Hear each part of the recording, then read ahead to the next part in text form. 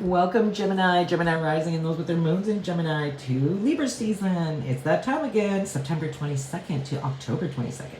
So Gemini, what's happening for you in October is a nice placement of the sun in your fifth house. Okay, the fifth house, I love the fifth house. This is about the fun house. You know, this is the fun in your life. Being like a kid again, hanging out with your kids. It could be a focus on your kids, definitely, Gemini, something with the children. But more than that, it could be romance, you know, a nice romantic time. Things are nice. You could be, if you're single, you could be meeting someone to start off a new romance, Gemini, especially Gemini risings, by the way.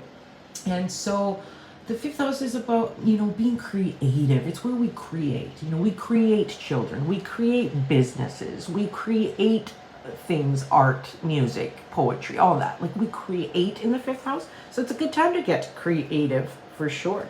Now, let's see what else. Let's pull some cards from the Power of 8 Chakra Lenormand, and we'll also pull one from the Power of 8 Chakra Oracle. Oops. And these come together as a set, okay, with a tracking number. So let's take a look at the Lenormand cards for you, Gemini, for October and see what's going on. Ooh, the fun house, fifth house. You could look that up in astrology later. We have a new commitment. Ooh, and maybe it's a new romantic commitment.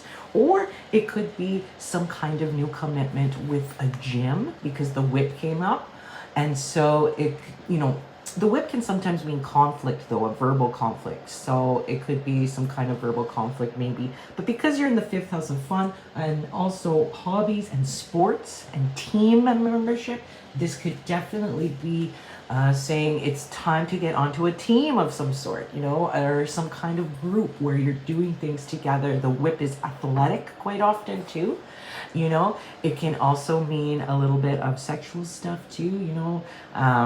Could be having a new commitment in romance, and it's pretty fiery and exciting as well. So there's a lot of stuff that can mean there for you.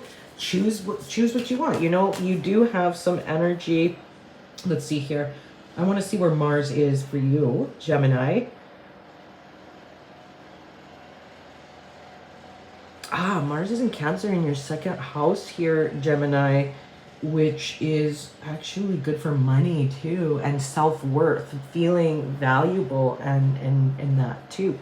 So some of you might be in a new romance lately. You're just starting to date, and then you're realizing, oh, you know, maybe it's not going to work out because my values don't match up with this person. You know, that could be for some Geminis as well.